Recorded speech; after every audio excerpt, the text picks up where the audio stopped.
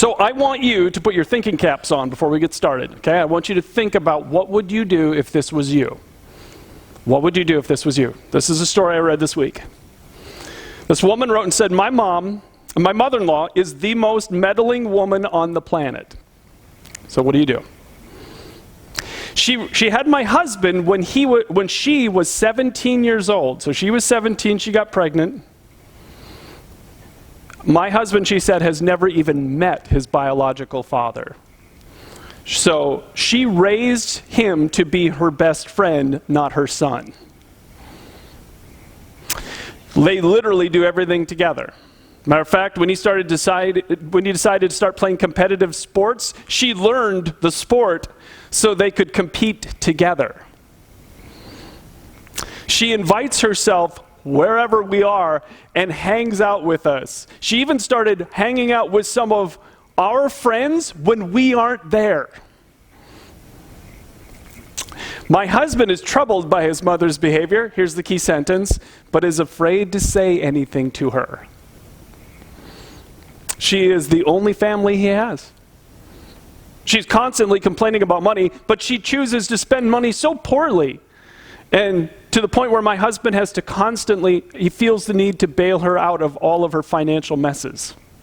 Yesterday, I came home to our apartment to find her there, in our apartment. She had just had a conversation with the landlord and is moving into the apartment directly above us. Okay? Go! That's your scenario. What would you do? Now, some of you, again, there's a personality element to this answer, right? Some of you are like, oh, heavens no, only you wouldn't say heaven. And you'd be like, I am addressing it, and this is what I'm going to say, and this is what I'm going to do, and then we're moving, and I mean, you would have all kinds, you'd have no problem, right? But some of you, personality-wise, you're like, like the son. The son is saying, I don't want to hurt her feelings. Yeah, she's totally screwing up everything with her money, but I don't want to hurt her feelings. Yeah, she's interfering. These are our friends, not hers. And it's like, and you can't move above us. Right? Some of you, personality-wise, it'd be no problem to say something. Some of you, it'd be a real challenge. So my question is, have you ever said yes in your life when you wanted to say no? Ever said yes in your life when you wanted to say no? Yeah. Okay, so I'm not alone. Good to see. A lot of head nodding. It's like, yeah. Oh, I've done this wrong. Many. I've limited the amount of stories that I'm telling today about me doing this wrong. But I've done this wrong. And then when you do it wrong, all of a sudden you find yourself with a list like this. You're at parties you don't really want to go to, but you just feel bad saying no to them. And you make loans to people, family members, friends that you don't really, or your kids, you don't really want to make a loan to them, but it's hard to say no, and so you feel pressured and guilty, and so you give in and you do it anyway. Or you buy presents for people at parties you don't want to attend, and you give presents to people you don't even want to give a present to. But you do it, and you spend time around people you don't really even want to see. But you're around them because it's hard to say no, and you don't want to say no, you don't want to hurt anybody, or you do work, and you work, and you work, and you work because it's really hard to say no. Right? Any of these things sound familiar to anyone else? They happen all the time to people in America. And there are some significant consequences to our inability to say no. All of a sudden, you find yourself spending more time with people who are just acquaintances than people that you actually do love and want to be spending time with. You have no rest time. You feel frustrated, stressed, and overwhelmed, and you start missing out on the really important things in life. There are significant consequences for this. The series that we're in right now, I've titled it this, Running on Empty, but the reality is this is a series about stress. And there are few things more stressful that can create more stress in your life than lacking the ability to say no when that's what you want to say. It will overwhelm your schedule so fast, and it'll put you on a path where you don't want to be. Some of you know this firsthand. If not, I bet all of you can think of people in your life who you really wish were listening to this right now, because they really struggle to say no, and it's hurting them, and you care. So in this series, Running on Empty, we're going to talk about this. How do I get better at saying no? I want to ask you to open up your program and grab the notes inside. Welcome to those of you who have joined us online this morning. For those of you watching at our website at penulchurchlife.com, you have the notes right there too. I really want to encourage you to open them up. And we're going to jump right into this today. We're only going to talk about the first two things on your notes. That's all we're going to have time for.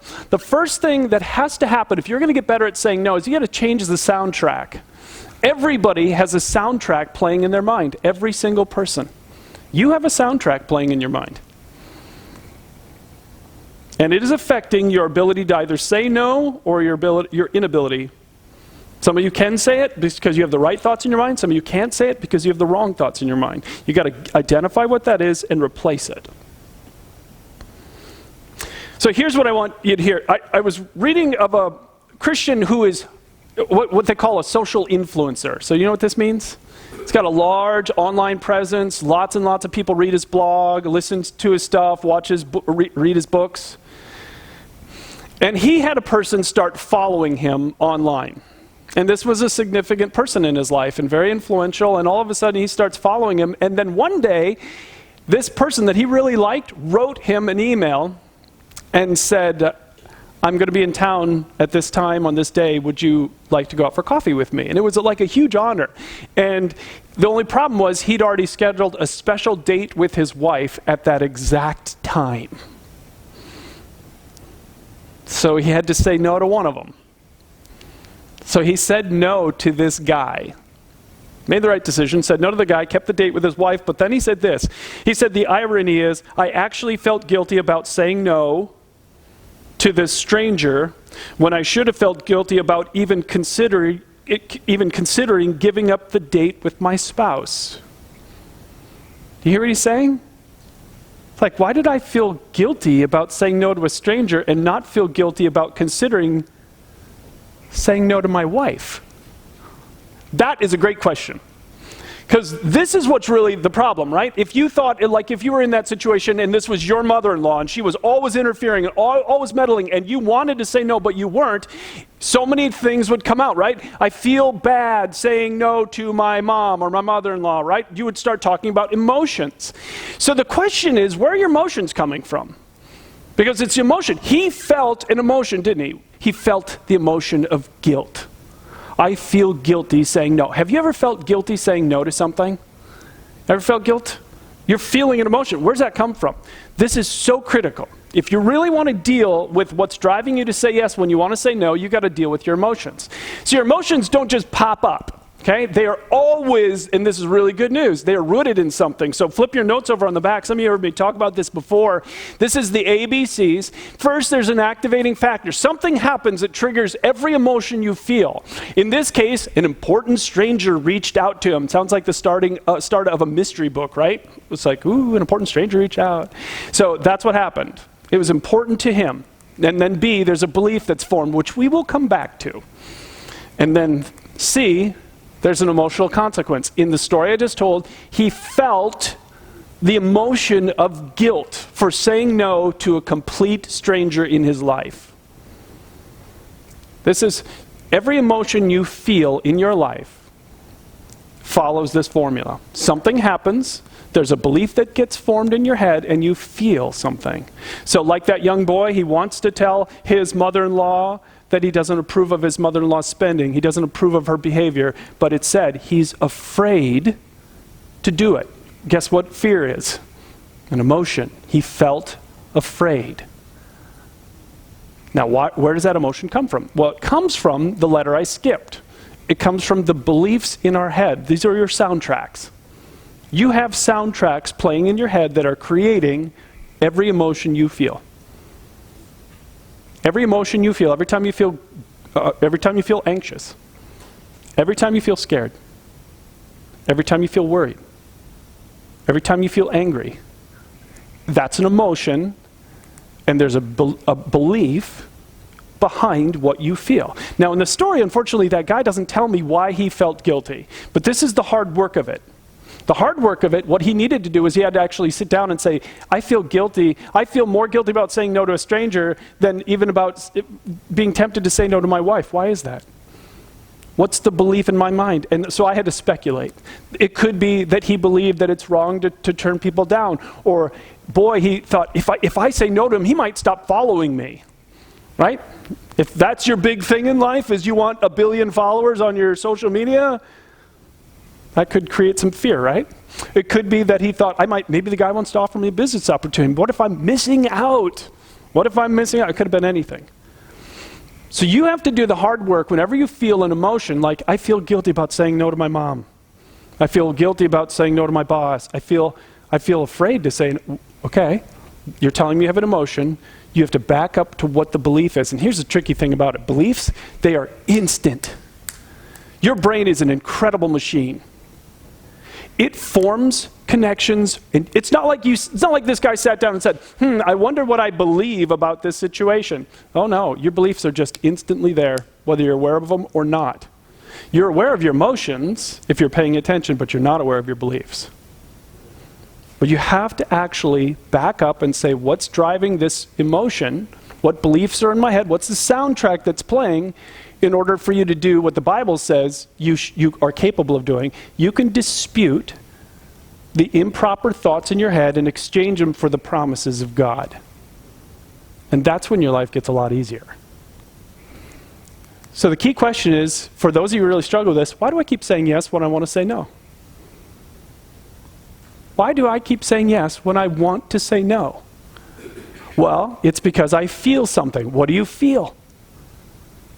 You got to identify that feeling and then back up and say, well, what's the belief that I have in my mind? Now, once you understand all that and you see it, so this is work, right?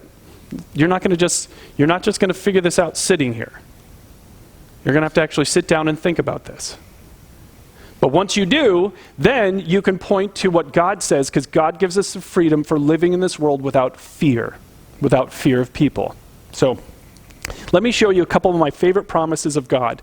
So the first one, and directly related to this, the first thing I want you to learn to say to yourself, so talk about changing the soundtrack, is this: God gives me permission to say no. Did you know that? Some of you know that. This is old hat for you. You get it. This is like me teaching you the ABCs. Some of you are so good at this, you're like, I don't even know why he's talking about this. Well, because lots and lots of people struggle with this. A lot of Christians don't understand the truth of that sentence right there, that God actually gives us permission to say no. Matter of fact, God gives us permission to say no to good people and good requests. The problem is Christians have soundtracks playing in their mind that sound like this: if I don't put other people first, then I'm a selfish person. And is selfishness okay? Well, that's not okay. So I just simply have to say yes to every good request and every good person, which is, of course, impossible.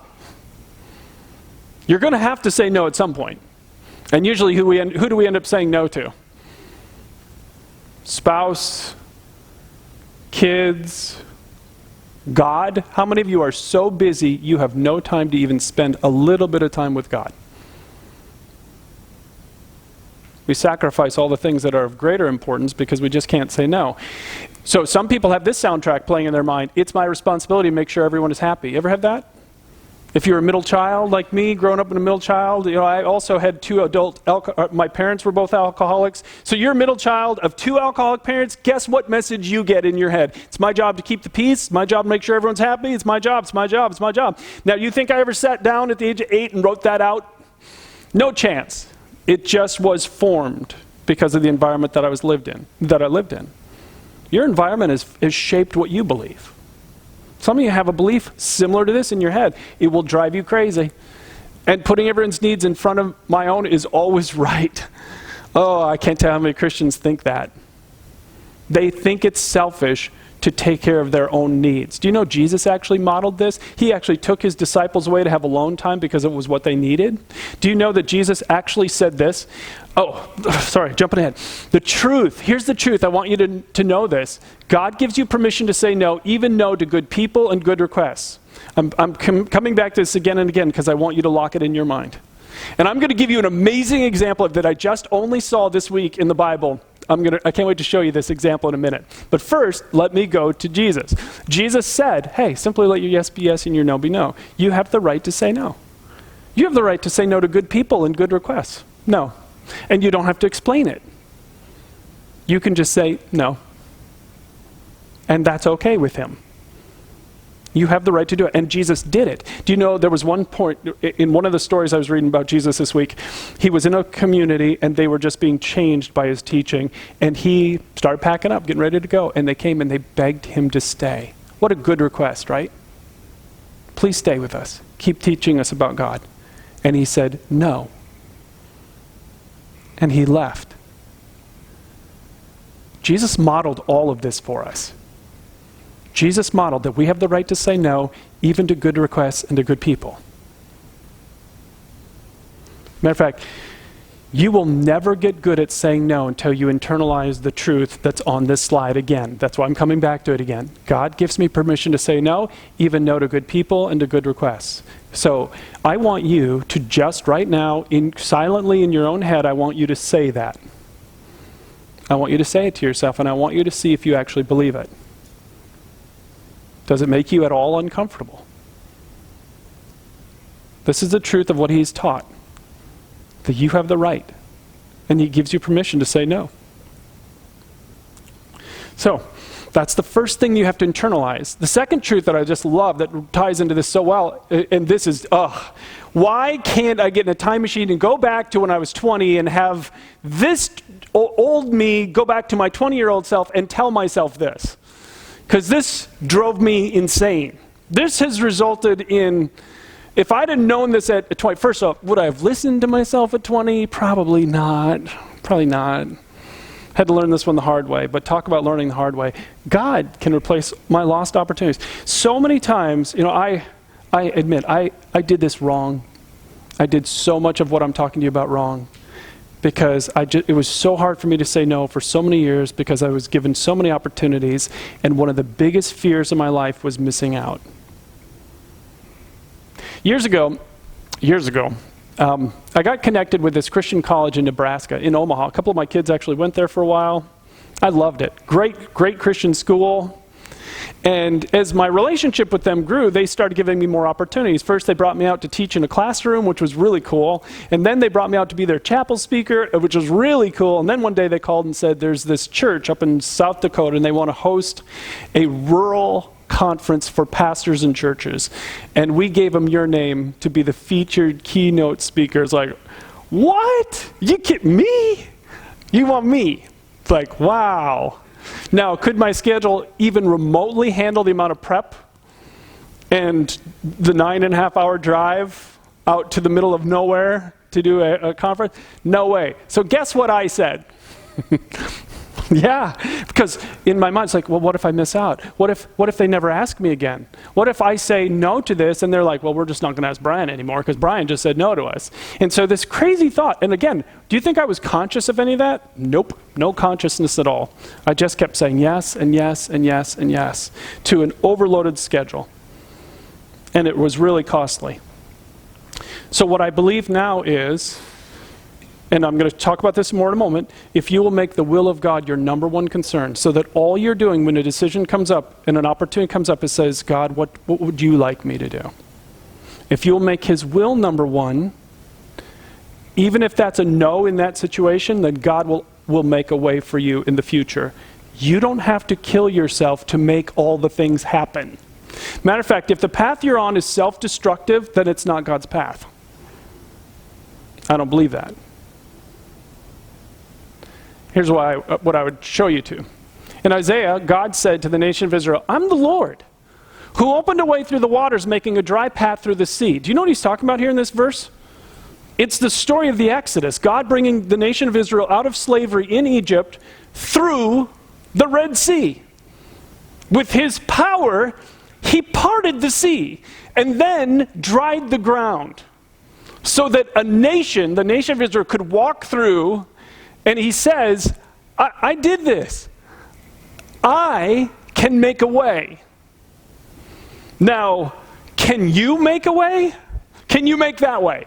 Here's a little experiment. What I want you to do this afternoon, since, it's a nice day, I want you to drive out to the Mississippi River, okay? After church, I want you to go to the Mississippi River. Don't worry, bring a bucket. You get a bucket. God didn't use a bucket, but you get to bring a bucket. And I want you to make a way through the Mississippi River, okay? That's your task this afternoon. Just go make a way. And make it so that it looks like that, right? Make a way through the Mississippi River with your bucket. It's laughable, right? It's ridiculous. You won't make a way for a snail to crawl through, right?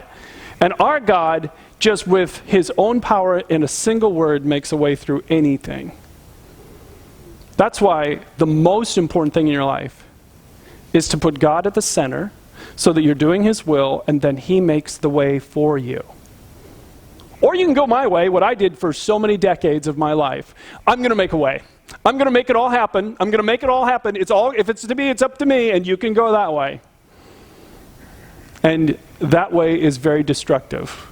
It will cost you a lot. Like I said, I wish I would have learned this when I was 20, not 50. So your trust is either going to be in you or it's going to be in God. But what I know and what I believe now in the message is God can replace my lost opportunities. So if I say no to this, that doesn't mean that that part of my life is over.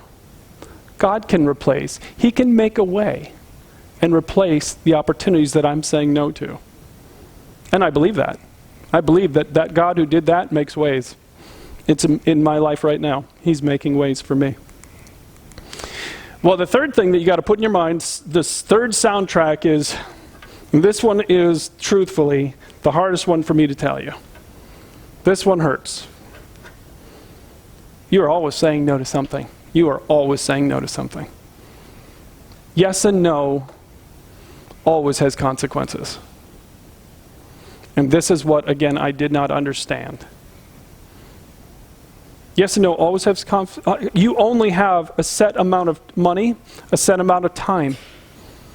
You only have a set amount of energy. And everything you say yes to, by default, means it's one less thing that you can say yes to, right? So if I say yes to this, it means I'm saying no to this. Like that guy. If I say yes to going out with a stranger, it means I'm not going out with my wife. Because he can't be omnipresent. He can't be everywhere at once. It's either yes to this and no to this. That's what life is. That's what life is. And I didn't understand this. I did not understand this. I read this quote prepping for this. This guy said, I woke up one morning with my calendar completely overcommitted. You ever felt that way? Some of you are already dreading next week. Your calendar is so overcommitted already. He said, I woke up with my calendar completely overcommitted, and I realized, you know what? I am saying no all the time. I'm just saying no to the wrong people. By saying yes to everybody else, I'm saying no to myself, and I'm saying no to my family. And that one hit me like a ton of bricks. I didn't understand this. Time is limited. Energy is limited. Because I said yes to so many things other than said yes to all of these opportunities, what I was actually doing was saying no to my kids. That's what I was doing. They heard me 1,000 times when they were young saying no, and I didn't know that's what I was doing. But every yes to something is a no to something else, and in my case, my no's were to my children. And again, I would give anything to go back in time and say no to the right people. I'd give anything to go back and say no to all of these other people so I could say yes to my kids. Because now I can't get enough time with my kids. You're always saying no to something. So you've got to identify, what are the soundtracks in your mind that are causing you to say yes? If this is an issue to you, you are saying yes when you want to say no. Why? You've got to figure that out. And then replace that soundtrack that's playing with one of the promises of God. And hopefully I touched on one of them. But there's another key thing, and this is the only other thing I'm going to talk to you about today, is you then have to adopt a strategy for responding to requests, because our world is not going to slow down. Does anyone think our world is going to get slower? Anyone, you're like, oh yeah, I can't wait, Leave It to Beaverland is just around the corner, we're about to slow way down, we're just about, no, nobody believes that. It's crazier and crazier, the world we live in is faster, faster, faster. You are going to have more opportunities than you can ever keep up with, so you have to develop your own strategy for responding to requests. So I want you to know the depth of how bad I've been with this, okay? But truthfully, this is a little embarrassing. When I was very young, bought a house next to this guy who was one of the pushiest people I've ever known in my life. And he had a big tree in his backyard, and it shed all the time. Like these little puff balls. You ever seen one of those trees? It sheds like the puff balls. And it kept clogging up his air conditioner. I didn't have an air conditioner. He had an air conditioner. Kept clogging up it was his tree in his yard. So he starts coming over and talking to me about this problem tree, and it's like, so filling your gutters. I'm like, it's not filling my gutters. It's no big deal. It's filling his air conditioner, and he doesn't like it. So he's like, we could take that tree down. Why don't you help me out? And I'm like, I don't want to pay you money to take your tree down. I was dirt poor, I didn't have the money. By the time he was done, I paid him $150 to help pay for his tree to come down in his backyard. What? What? Now, I wanted to say no. And for whatever reason, again, couldn't say it. By the way, when you're in those situations, guess what you have to do? Go back to point number 1. What are you feeling and what's behind that? That's not allowing you to say an appropriate no. Now, I mean, like today, this would be an easy conversation with my neighbor. Today, it'd be like, no. And I'd be done, and I'd walk away. I'd go golfing. So I'd be done. I'm not listening to that. I don't care. But at that age, I couldn't do it. So I'm just telling you that to tell you how big I've struggled with this and how many mistakes I've made with this over the years. So what I stumbled upon years and years ago was this one. Delay the decision until you can process the request. This is really important. Delay the decision until you can process. Especially, let me ask you this. Who's the pushiest person in your life? Who's the person that gets you to do and say things that you don't want to? Again, for some of you, it is a parent. It's mom or dad. They just constantly get you to do things and you don't want to do them. I mean, honestly, you don't want to do it and you keep doing it, and it's really hard for you to say no to mom or dad. Some of you, it's your boss. Your boss continues to put more and more on your plate. You are beyond capacity and you can't say no. Some of you, it's your adult children. Mom, Dad, I need some more money. And you want to say no and you keep saying yes. Right? I mean, there's all kinds of people in our life. Who pushes past your boundaries? So one of the things you have to do is you have to learn how to delay the decision when it comes up so that you can process the request when they're not around you. So one of the things I learned years and years ago that always works, this one always works, is let me check my calendar. Always. Do you know I have never had somebody say, oh no, you can't check your calendar. Nobody ever says that. They all let me go check my calendar. Because the reality is my calendar is crazy. So they let me do it. You can put something in play like that. And I'm not lying in any way. I got to check my calendar. I don't know. Maybe I can, maybe I can't.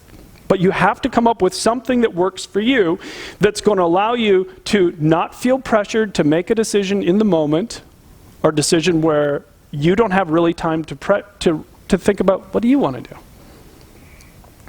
So once you're away from them, there are 3 questions you answer. Here's question number 1. Do I think God wants me to do this? This is the most important question in my life right now. I'm talking about this all the time, all year long. I have no intention of stopping. It's all about the will of God. So I was talking to a friend of mine in the church recently who had who was asked to do something, and his first reaction was no. And he was telling me that, he's been practicing what I've been teaching for this whole year. Every half hour or so, you want to pull away from whatever you're doing and just say a simple prayer. God, I'm your servant. Is there anything you want me to say or do for you right now? That's it. And you're doing it all day, every day, and you never stop because it's all about the will of God.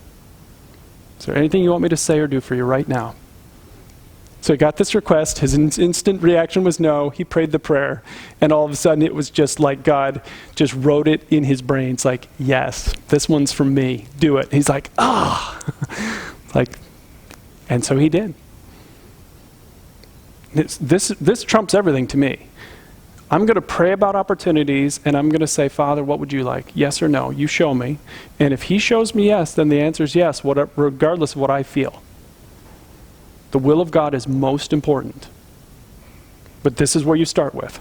I got an opportunity. I've been requested to do something. Father, what do you want? Again, rooted in this verse to me. I could show you so many verses. Therefore, also we have as our ambition, whether at home or absent, to be pleasing to him. That's what I want. I want my behavior and my choices and my decisions now to please God, because it's all about him. So Father, if you show me what you want, the answer is yes. So the second thing is, you got to answer this question: do I actually want to do this? Now, some of you have never asked that question one moment of your entire life. You know whether you want to, but you never actually intentionally ask yourself, do I want to do it? Some of you think it isn't even spiritual to ask the question. It's not spiritual. You can't say that. I'm a Christian. I just have to do whatever good people and good requests. I have to just say yes to it. No, you don't. You really don't. So let me show you the verse that I just read this last week that I just was blown away.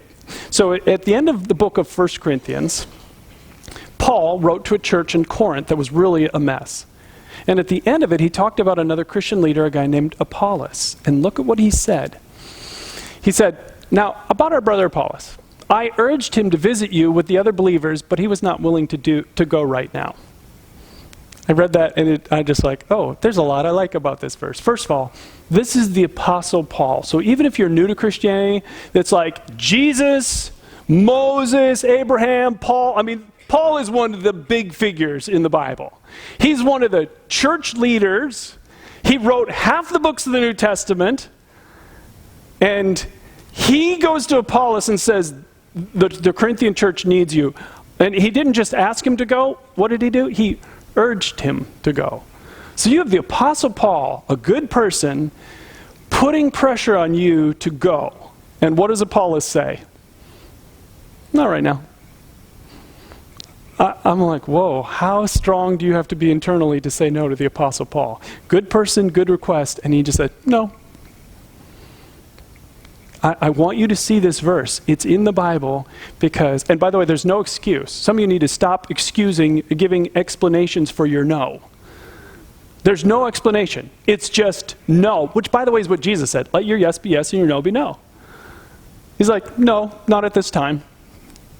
And Paul, I can only imagine putting the pressure on, urging him, is like, no, not at this time. You have permission from God to say no to good people and good requests. So you process it. What is God, what do you want me to do? Second, what do I want to do? And he's like, no, not now. I don't want to go right now. I don't know why. We don't know why. But you have the right to do that. And I want you to see that. Now, some of you are like, oh man, if I said no to something good, I'd feel really, really guilty. Guess what you get to do then? Back to point number one. You're telling me that you feel guilty. That's an emotion. You got to dig out what's the belief in your head. What are the soundtrack that's playing that makes you feel guilty about saying no to something you don't want to do? And then, again, reminder, God gives you permission to say no, even to good people and good requests. And then the third thing you got to ask, and this is the only other thing we're going to talk about, is it wise for me to say yes to this right now? Is it wise? In light of everything you have going on in your life right now, is it wise to say yes? For me, for that conference in South Dakota, 9.5-hour drive one way to do that conference with the amount of prep I was going to have to do, was that wise? No. There was nothing wise about it. And the Bible actually says this: wise people think before they act, fools don't. And I was very foolish over and over again. So in light of what's going on in your life, is it wise for you to say yes? I've had two opportunities. Friends, one of my golf buddies has already been out golfing. I don't even know how many times. I have not been out yet. 0 times so far. And he wanted me to go yesterday, but I was writing a big paper. So every yes is a no to something. So in light of what I was doing, was it wise for me to go? No. So I wrote the paper about Ronald Reagan's campaign election. I could have been golfing.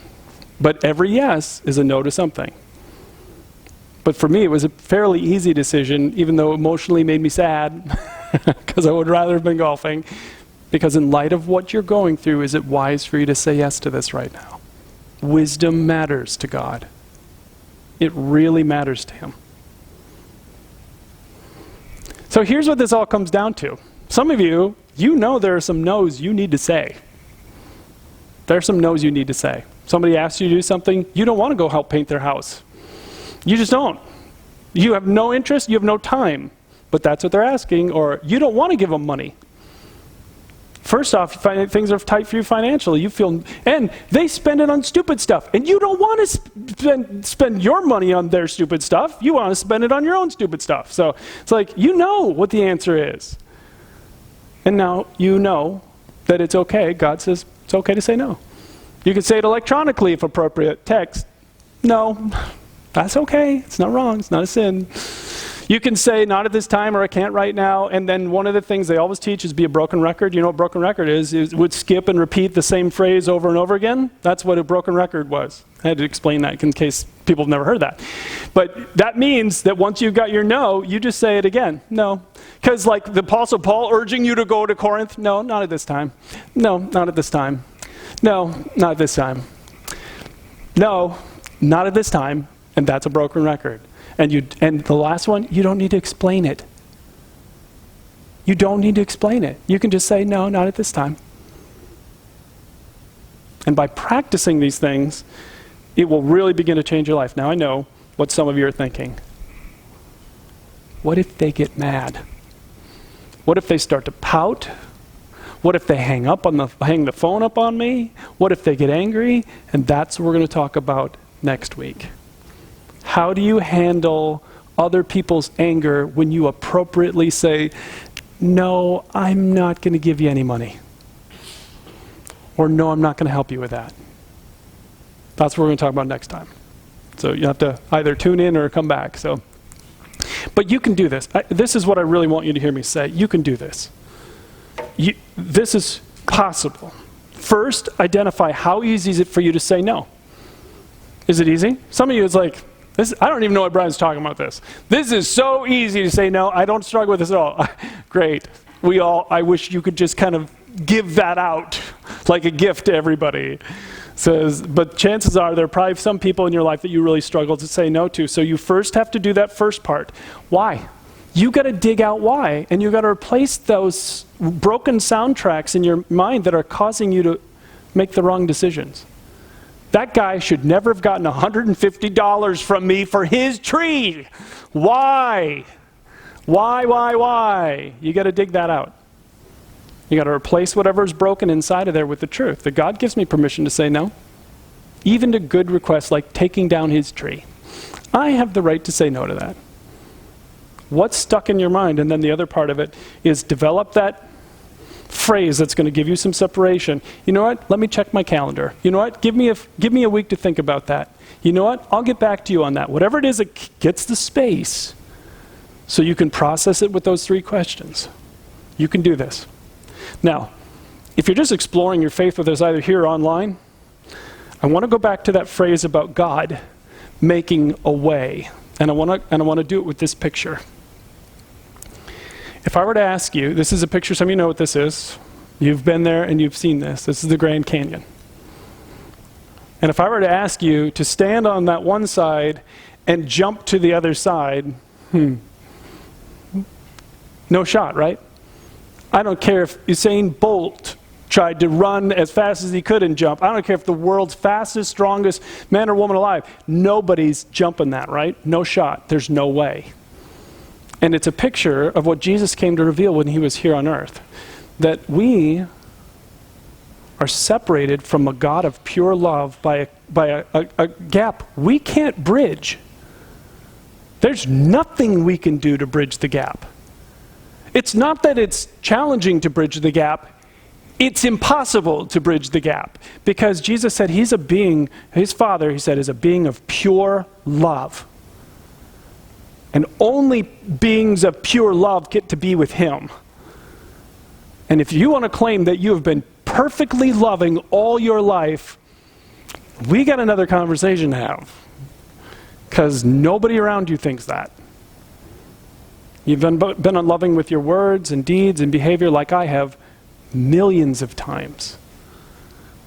So the gap between us and God is unbridgeable for us. And so the coolest thing about Christianity is God made a way. I told you earlier, he makes a way. He made a way in the most dramatic, unbelievable way possible. He sent his only son, Jesus, to earth to bridge that gap on a cross. The Bible says what was happening when Jesus died is all of our unloving thoughts and behavior were placed upon Jesus, and he died and paid in full for all of them. And any human being, anywhere, anytime, no matter what they've done, who turns to Jesus is unconditionally given grace. Forgiven, adopted into his family, you get to start to experience his unbelievable love at any time. Let me have you bow your heads.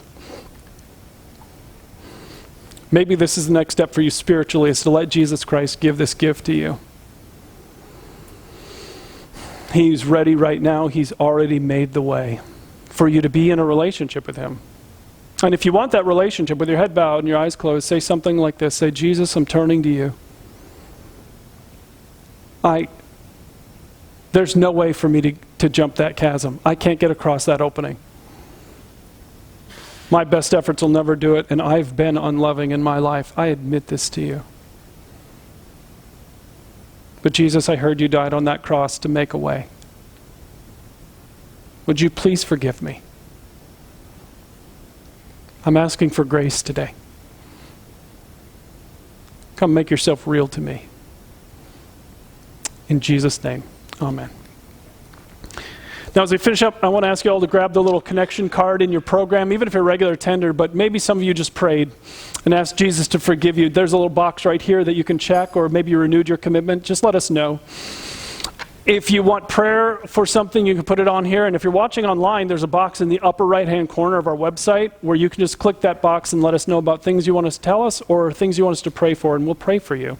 Or if you've made this decision today, just let us know, and we'll send you some follow-up stuff in the mail.